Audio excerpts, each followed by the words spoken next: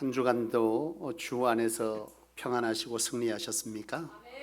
우리 앞에 성도님들에게 주신 한 해의 주제를 가지고 서로 함께 인사하기를 원합니다. 행복한 신앙으로 행복한 삶을 살아갑시다. 인사하시겠습니다.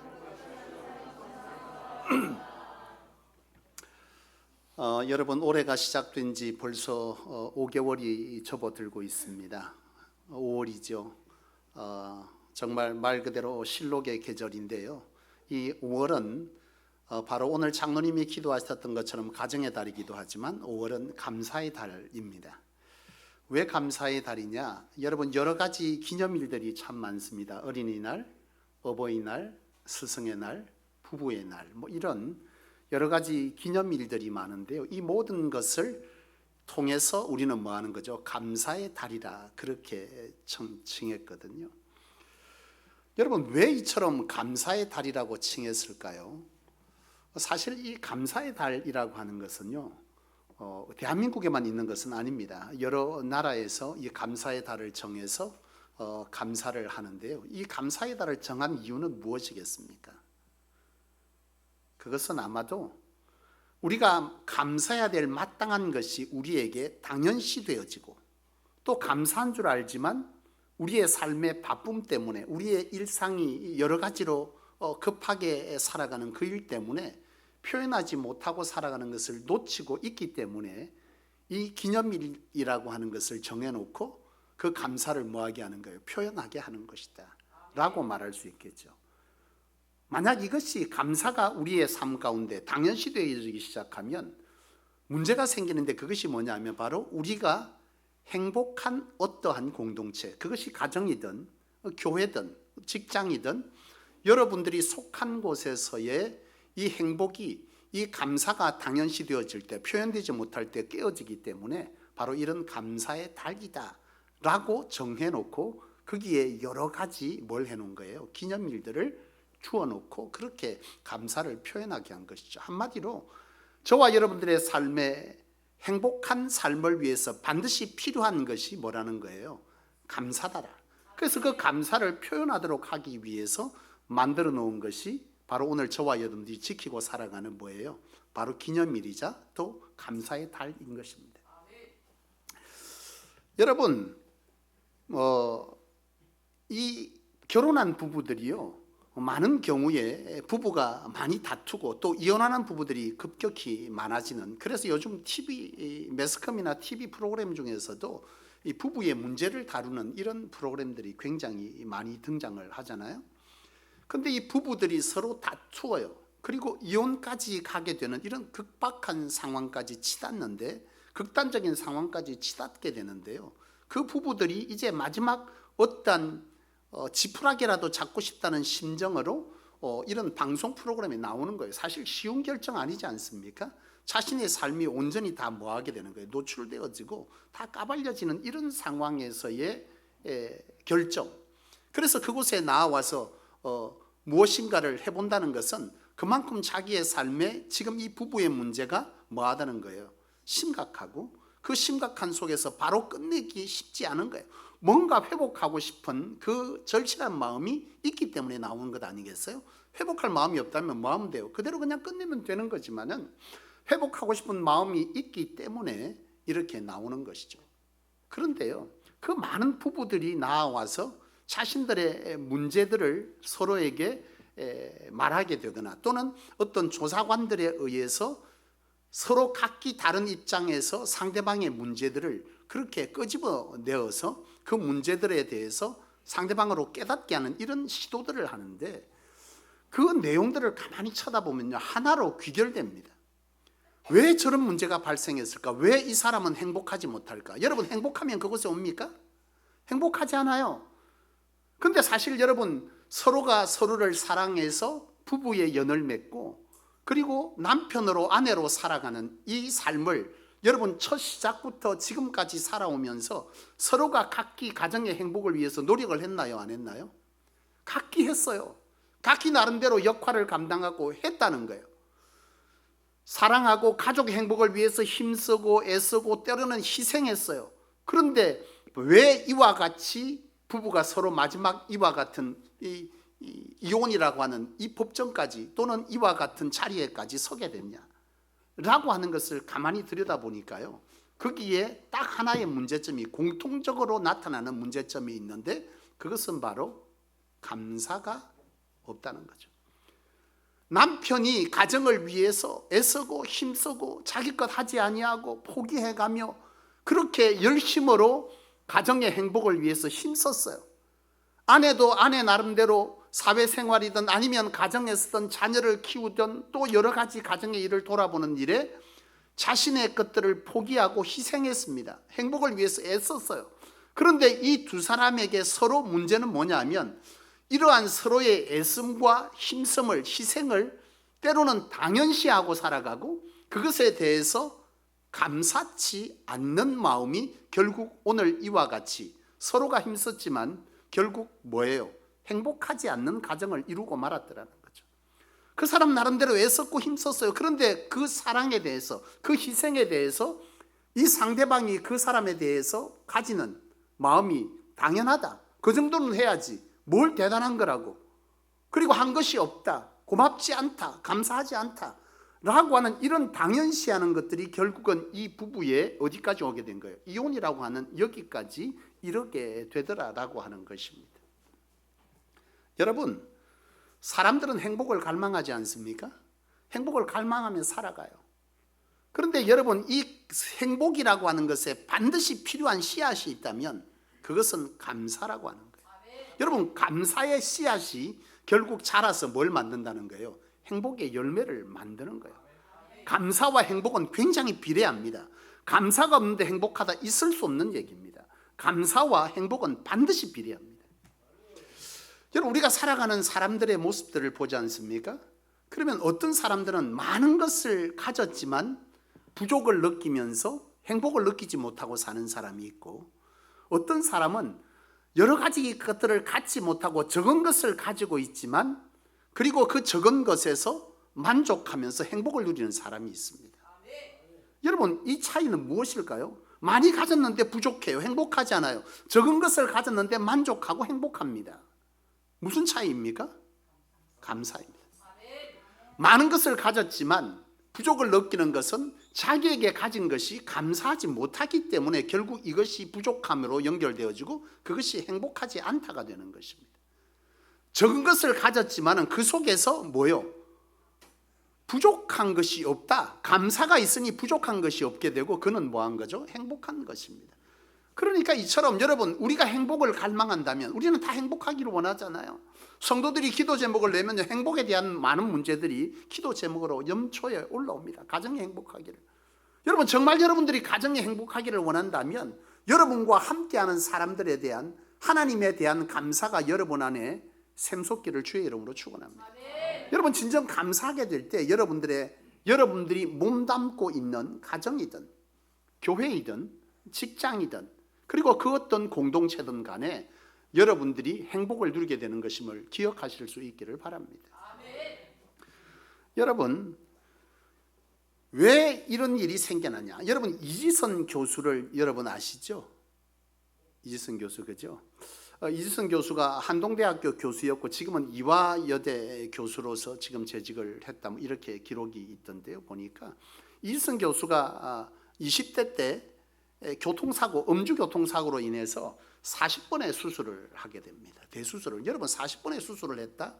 얼굴이며 모든 형체가 다 일그러져 있잖아요. 여러분 아시죠? 이 화상을 입고 40번이 넘는 수술을 걸쳐서 그의 삶에 남은 것은 오로지 상처, 비참, 부족. 여러분, 이런 것밖에 더 있겠습니까? 결핍, 이런 것들이 온통 자기의 삶의 전부일 것 같은데요. 근데 이주선 교수는요, 그와 같은 자기의 이런 몸을 가지고 그는 이와 같이 우리가 앞서 들었던 이 대학 강단에서 학생들을 가르치고 많은 사람들에게 정말 희망의 메시지를 전할 수 있었던 비결은 무엇이냐라고 할 때 이주선 교수는 한마디로 그 얘기를 요약합니다. 이런 것보다 아직 남아있는 것이 더 크다. 이런 것이 없지 않아요. 이런 것을 미화시키는 것이 아닙니다. 이런 것이 있어요. 그런데 아직까지 내게 남아있는 것을 더 크게 보는 바로 이 눈이 그로 하여금 감사를 만들어냈다는 거예요. 남아있는 것은 이렇게 많은데 이런 것에 우리가 시선을 두면 감사가 있습니까? 없어요. 이런 것보다 남은 것을 크게 볼 때 감사라는 마음이 있게 되고, 그 감사가 결국 자기의 삶을 이처럼 그 안에서 가치를 다르게 평가하고 가치 있는 삶을 살아가도록 하는 것이죠. 여러분, 이것이 진정한 감사가 주는 힘이고, 우리의 인생에서 감사는 우리로 하여금 뭘 만드는 겁니까? 행복한 인생을 만들어주는 바로 씨앗이 되는 것이죠. 사랑하는 여러분, 바라기는 감사로 여러분들의 삶을 회복할 수 있기를 주의 이름으로 축원합니다. 그런데요, 여러분, 이처럼 감사에 대해서 한 가지 중요한 사실이 있습니다. 그것은 뭐냐라면, 이 감사는요, 우리가 선택할 수 있는 것이 아니라는 거예요. 감사는 우리 하나님께서 우리로 하여금 명하신 명령이고 하나님의 뜻이다라고 하는 것이죠. 오늘 우리가 함께 읽었던 바로 이 데살로니가 전서 5장 16절로 18절에 보면 항상 기뻐하고 범사에 뭐하고요? 쉬지 말고 기도하고 범사에 감사하라. 이것이 그리스도 예수 안에서 너희를 향하신 뭐라 그랬습니까? 하나님의 뜻입니다. 여러분, 이 성경 말씀은요, 명령형으로 되어 있어요. 선택이 아닙니다. 하나님께서 명령하신 일이에요. 그리고 이것을 뭐라고 말씀하셨다는 거예요? 하나님의 뜻이라고 말했다는 거예요. 우리가 앞서 말씀드린 것처럼 이 감사라고 하는 것은 우리의 삶을 행복하게 하는 것이다, 알아요. 그런데 이건 내가 선택할 수 있지 않습니까? 난 지금 내게 있는 이 감정, 내가 지금 처한 것, 나는 이거 난 못하겠어. 그런데 그럴 수 없다는 거. 왜냐하면 여호와 하나님께서 우리로 하여금 이 감사에 대한 것을, 이런 것에 우리는 머물고 싶고 우리 스스로를 포기하고 싶은 우리 안에 그런 포기가 있을 수 있겠지만은, 오늘 우리가 포기할 수 없고 그 속에서도 우리는 다시금 일어나서 우리가 하나님으로부터 부름받은 부름의 목적을 따라서 살기 위한 열심의 삶을 살아가야 하는데, 바로 그 이유는, 우리가 감사를 선택할 수밖에 없는 이유는 그것은 하나님께서 우리로 가지신 하나님의 뜻이기 때문이다 라고 하는 것을 오늘 저와 여러분들은 붙잡아야 할 줄로 믿습니다. 감사는요, 선택이 아니에요. 행복을 위한 것만도 아닙니다. 그것은 하나님께서 우리로 하여금 명하신 하나님의 뜻이 바로 감사다라고 하는 거죠. 이런 점에서 본다면 감사는 우리가 선택할 수 있는, 여러분, 뭐예요? 선택입니까? 필수입니까? 필수라고. 반드시 우리는 감사하고 살아야 한다는 것이죠. 그렇다면 왜 하나님은 우리에게 쉽지 않지 않습니까? 이런 것을, 남은 것을 더 크게 보는 눈 중요하지만은 이런 것에 왜 마음이 가는 걸까요? 이런 것이 우리 마음 가지 않습니까? 남아있는 게 많지만 이런 것에 자꾸 마음이 갑니다. 그런데 하나님은 왜 이처럼 이런 것 중에 있음에도 불구하고 많은 것을 가질 때가 아니라 항상 기뻐하고 쉬지 말고 기도하고 범사, 이런 것 중에도 감사라고 말씀하시는, 그리고 그것을 하나님의 뜻이라고 하신, 이렇게 말씀하신 하나님의 의도, 이유는 무엇일까요? 로마서 8장 28절은 이렇게 기록합니다. 하나님께서 우리에게 말씀하시는, 하나님을 사랑하는 자 곧 그 부르심의 뜻대로 입은 자들에게는 뭐요? 합력하여, 모든 것이 합력하여 선을 이룬다. 하나님이 사랑하는 자, 그 뜻대로 부름받은 자들에게는 모든 것이 합력하여 선을 이룬다. 이게 무슨 말일까요? 오늘 우리의 삶에 이런 것이 있습니다. 그럼에도 불구하고 하나님은 감사하며 살으래요. 왜요? 이런 것 중에도 여전히 하나님은 이런 것 속에서도 우리를 미워하라는 말씀이 아닙니다. 이런 것을 미워하라, 아름답다, 이렇다, 좋다, 이걸 말하는 게 아니에요. 이런 것 중에 있음에도 불구하고 이런 것을 통해서도 하나님은 그 속에서 뭐하고 계신다는 거예요? 일하고 계신다는 거죠. 그렇기 때문에 너희는 뭐하라는 거예요? 이런 중에서도 감사하라, 그렇게 말씀해요. 그것을 명령하다, 그렇게 말씀해요. 너희 그대로 그냥 두지 않는다. 나는 여전히 이런 것 중에서도, 그 속에서도 하나님의 선하신 뭘 위해서? 결국을 위해서 하나님 일하고 계신다. 그러므로 너희는 범사에 감사하라. 이것이 내가 너희를 향하신 하나님의 뜻이다, 그렇게 말씀하고 있는 것입니다. 무턱대고 감사해, 명령이야, 이게 아니에요. 내가 너희에게 이렇게 말할 수 있는 것은 이런 것을 그대로 너희에게 두지 아니하는 나의 너희를 향한 사랑과 너희를 향한 합력하여 선을 이루는 그 계획이 이 속에도 여전히 너희를 향해서 내가 뭐하고 있기 때문에, 일하고 있기 때문에 너희는 그 중에서 믿음으로 뭐하라는 거예요? 이런 중에도 남은 것을 바라보고 감사의 삶을 살아가라, 그렇게 말씀하신다. 사도 바울이요, 여러분, 사도 바울은 사역 중에 여러 가지 질병을 안게 되지 않았습니까? 육체적 질병. 그래서 사도 바울은 그것을 뭐라고 했어요? 육체의 가시다, 이런 표현을 썼어요. 간질, 안질 뭐 등등의 여러 가지 육체적인 문제들이 있었습니다. 사도 바울은 자기가 사역하면서 이런 육체의 가시가 쉽지 않았어요. 힘들었어요. 그 사도 바울은 하나님께 기도했지 않습니까? 그러나 하나님은 그것을 낫게 해주지 않았어요. 사도 바울은 그 와중에서도 모든 것에 합력하여 선을 이루시는 하나님, 이것을 어떻게 붙잡을 수 있었겠습니까? 사도 바울은 그런 고백을 하지 않습니까? 사도 바울은 고린도후서 12장 9절로 10절에 내 은혜가 내게 뭐하다? 족하다. 이는 내 능력이 약한 데에서 온전하여 집니다. 그러므로 내가 그리스도를 위하여 약한 것들과 궁핍과 박해와 공고를 기뻐하노니 이는 내가 약한 그때에 뭐하더라는 거예요? 강합니다. 약한 그때에 강합니다. 이게 뭐예요? 내가 연약해서, 이 약해서 나는 감사할 수 없어요. 나는 사역하면 왜 하나님이 육체의 가시를 줘서 내 사역에 이렇게 힘들게 합니까? 내가 주를 위해 살고 있지 않습니까? 근데 왜 이 문제를 내게 일으키시는 겁니까? 감사할 수 없지 않습니까? 그런데 합력하여 선을 이루는 하나님을 네가 믿느냐? 예, 하나님. 하고 보니 이 모든 것 중에서 하나님의 일하심이 보이는데 그것이 뭐라는 거예요? 약하기 때문에 나는 하나님께 뭐 할 수밖에 없다는 거예요? 붙들 수밖에 없다는 거예요. 이 연약함 때문에 나는 그 하나님의 역사를 이루었음에 대해서 나는 교만할 수 없다는 거예요.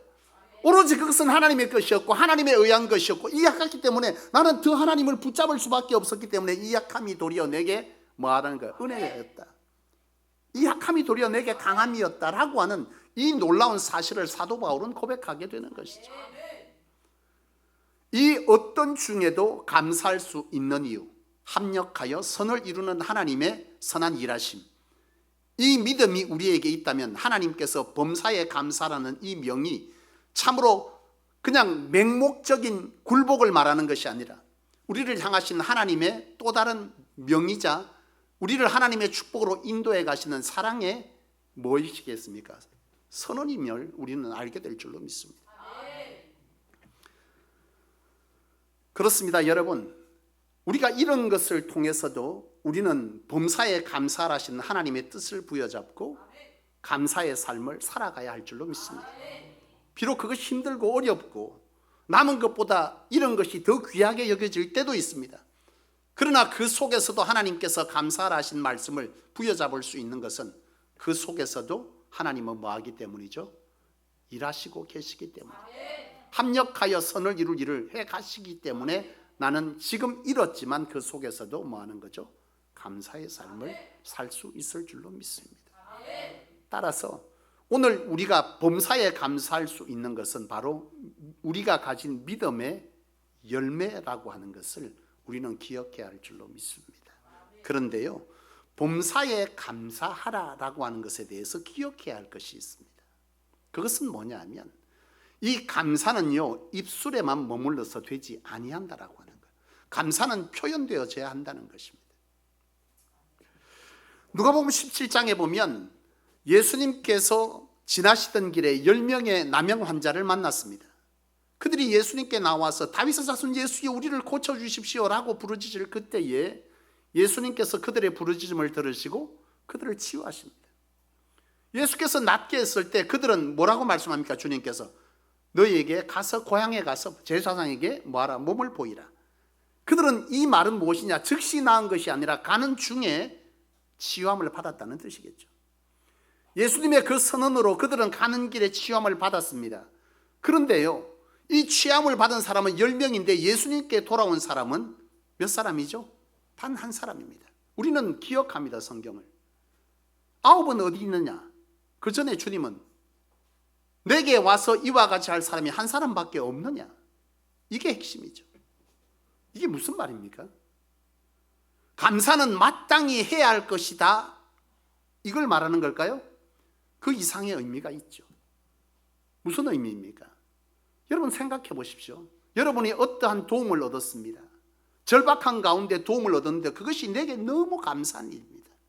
그럴 그때에 그것이 진짜 감사함으로 여겨질 때에, 그 감사가 내 심장 가운데 녹여지기 시작할 때에 오늘 우리는 그 감사를 되갚고자 하는 마음이 생깁니까? 안 생깁니까? 생깁니다. 우리의 삶에 대갚음에 대한 마음이 없다는 것은 그 감사가 진실로 내 마음 가운데 와닿은 감사가 되지 못했다는 거예요. 입술은 감사하지만 진짜 감사한 게 아니에요. 진짜 그것이 감사하다는 것이 내 마음에 확 와닿기 시작하면요, 무엇이든 그 준 사람에게 갖다 주고 싶은 마음이 드는 거예요. 그게 막아집니까? 아유, 그렇게까지 할 필요 없어. 뭘 그래. 숨어서 갖다 줍니다. 그렇지 않아요? 왜요? 너무 고마우니까. 바로 이게 감사라고 하는 거죠. 마땅히 와야 될 사람이 왜 오지 않느냐라고 하는 것을 주님은 말씀하고 있는 거죠. 그래서 감사는요, 뭐 해야 되는 거예요? 표현되어져야 한다는 얘기예요. 여러분, 누가복음 7장에 보면은 향유 본 여인의 사건이 기록되어 있지 않습니까? 이 향유 본 여인의 이 사건은요, 이 향유는 그전에도 제가 설교를 드렸지만 이 향유의 가치는 어느 정도 가치라고요? 뭐 중요한 건 아닙니다. 기억 안 해도 되는데 비싼 거라고 생각하면 됩니다. 많이 비싼 겁니다. 지금 여러분들로 치면 1년 동안 여러분들의 일한 품삯에 상응하는 가격, 지금 여러분들로 치면 한 4천만 원 될까요? 그 정도의 향유입니다. 굉장히 고가의 향유입니다. 그런데 이 여인이 왜 이것을 예수님께 깨뜨려서 부었죠? 예수님께 반했습니까? 이 여인이 왜 이러는 거예요 도대체? 제자들은 말합니다. 저 여자 왜 저러는 거예요 도대체? 저거 팔아갖고 가난한 자들에게 주면 될 텐데 왜 저러는 거예요 도대체? 근데 이 여인이 왜 그러는 걸까요? 예수님께 잘 보이려고요? 아닙니다. 이 여인은 죄인이었죠. 이 죄를 뭐 한 거예요? 사함받은 것이 너무 감사했던 거예요. 그래서 예수님께 무언가를 가져다 드리고 싶은데 자기 집에서 보니까 가장 귀한 게 뭔 거예요? 향유인 거예요.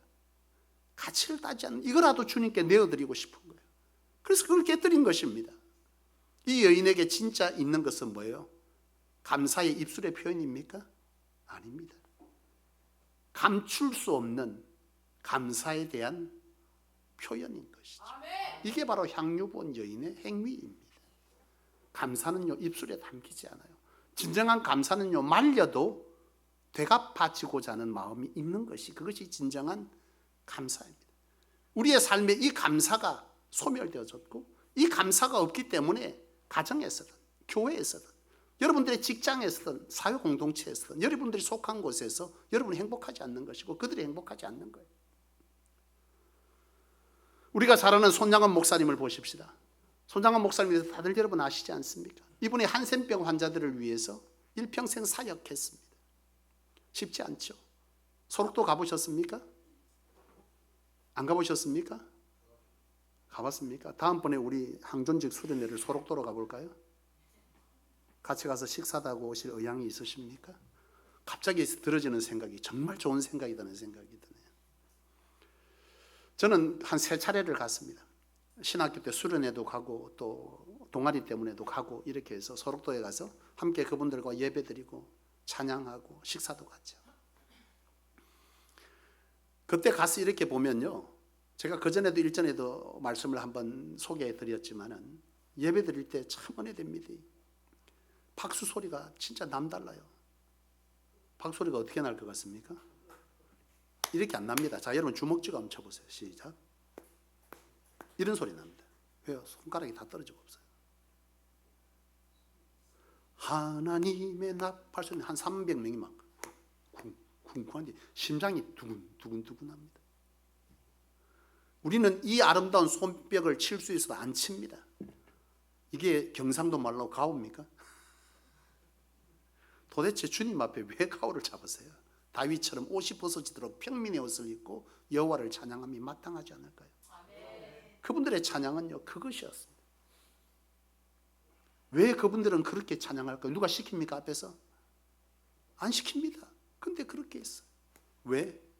내 육신은 썩어져가고 내 육신은 이와 같이 가족으로부터 격리되어 있지만 이 쓸모없는 나를 여전히 사랑하시는 주님, 내가 이 땅에서는 이렇게 살다 가지만 영원한 하나님의 나라에서 온전한 몸으로 하나님과 영원히 살 수 있는 자로 나를 구원시켜 주신 하나님, 그 하나님에 대한 감격이 그들로 하여금 시키지 않아도 그런 박수를 치는 거예요.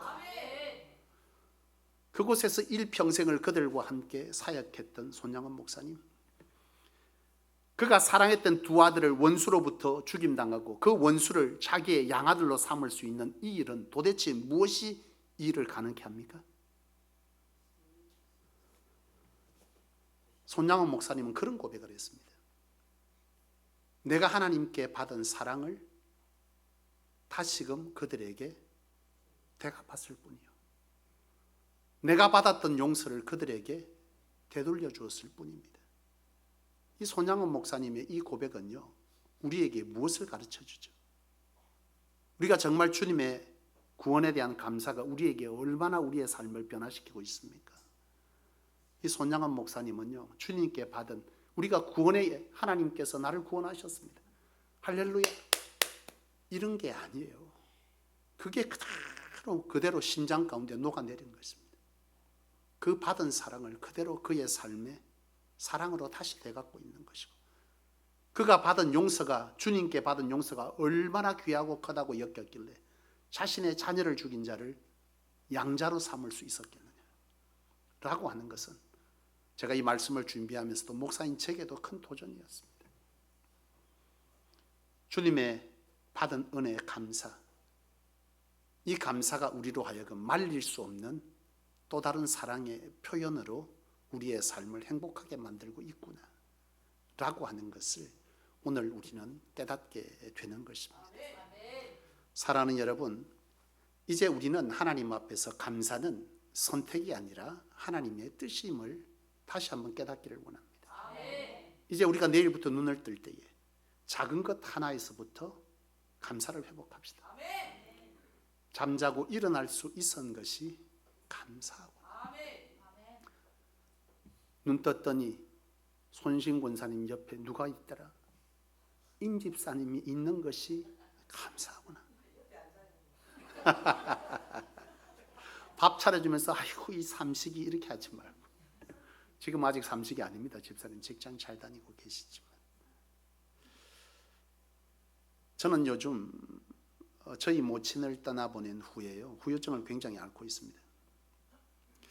늘 불편했던 어머니, 늘 손이 가는 어머니, 어떤 순간에도 우리 사모하고 잠시 외식을 나가도 집에 있는 어머니가 신경 쓰여서 빨리 들어와야 되고, 그 밥을 먹었는지 안 먹었는지 계속 신경 써야 되는 그 세월을 30년을 함께 모시면서 한 집에 살다가 떠나보냈는데요, 요즘 집에 들어오잖아요. 그때 어머니가 쫓아나와서 저를 맞아주신 것도 아니야. 왜? 아들이 부담스러울까 봐 방에 가만히 인기척도 안 하고 누워 계셨어요. 그러면 지금이나 그때나 내가 들어왔을 때 달라진 건 하나도 없어요. 인기척 없다는 것 외에는. 인기척도 잘 하지 않아요. 떠나보내고 나서 보니까 그 자리가 빈 거예요. 여러분과 함께하는 수많은 사람들이 여러분들을 위해서 얼마나 많은 사랑과 희생을 쏟아내고 있는지 여러분 이 시간 오늘 말씀을 통해서 깨닫게 되기를 원합니다. 당연한 것 하나도 없습니다. 왜 남편이, 왜 아내가 당신을 위해서 이런 수고를 해줘야 하는 거죠? 당연한 거 하나도 없습니다. 가정의 행복을 위해서 당신을 사랑하기 때문에 말하지 않고 견뎌내고 있을 뿐입니다.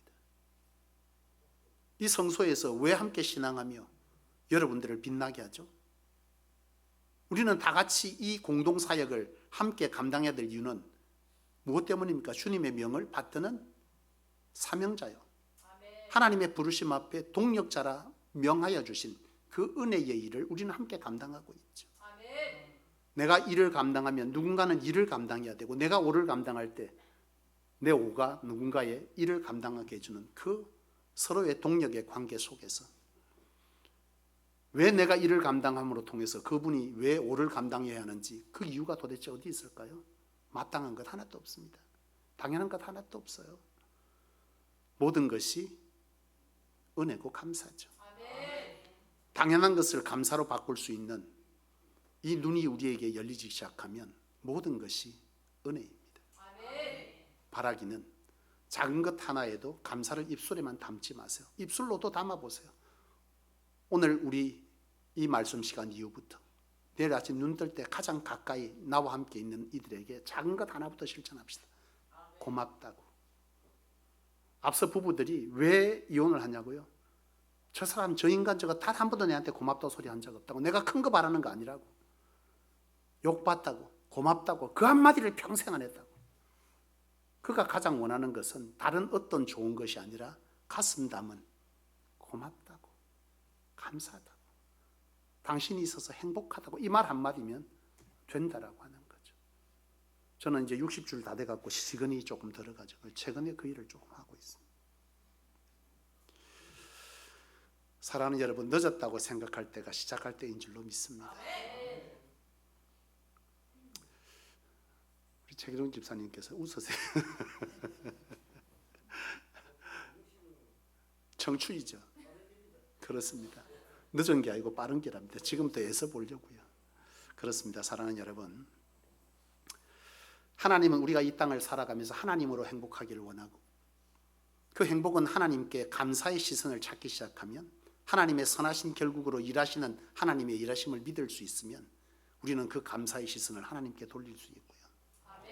우리가 함께 더불어 살아가면서 이 땅을 하나님의 거룩한 나라를 만들도록 하는, 함께 더불어 살아가야 하는 그 사람들에게조차도 우리가 감사의 시선을 회복할 수만 있다면, 당연한 것이 없고 진정 그에게 감사할 그 마음들이 우리에게 시선이 열리기 시작한다면 우리는 그를 행복하게 할 뿐만 아니라 우리도 더불어서 행복한 자의 삶을 살아가게 될 줄로 믿습니다. 우리 하나님은 우리가 이 땅을 살아가되 참으로 죄로 인하여 온전한 행복을 누릴 수 없는 고통의 삶을 이 땅에서 우리는 살다가 주님의 부르심의 시간을 맞아야겠지만, 그 이 땅에서의 형편없는 우리의 인생의 시간들을 하나님은 그나마 감사라고 하는 좋은 씨앗을 우리가 심기를 원하시고, 그 씨앗을 통해서 하나님은 행복의 열매를 맺어 주시며 우리로 그런 삶을 살아가다 하나님께 부름받기를 원한 줄로 믿습니다. 작은 것도 표현합시다. 그리고 진심으로 내가 그 사람을 위해서 무엇인가 해주는 마음이 내 안에 있다면, 나는 지금 감사를 아는 사람입니까? 모르는 사람입니까? 아는 사람이요. 그것이 없다면 나는 감사를 당연시하고 살았구나 라고 생각하면 크게 틀리지 않을 것입니다. 오늘 우리 안에 이 말씀을 통해서 성령께서 저와 여러분들에게 팍팍한 우리 심정에 참으로 감사의 씨앗을 심어주셔서 우리가 함께하는 모든 이들에게 이 교회에 행복의 열매들이 가득 맺어지는 이 5월 한 달, 또 여러분들의 삶이 시작되어지기를 주님의 이름으로 축원합니다. 기도하겠습니다.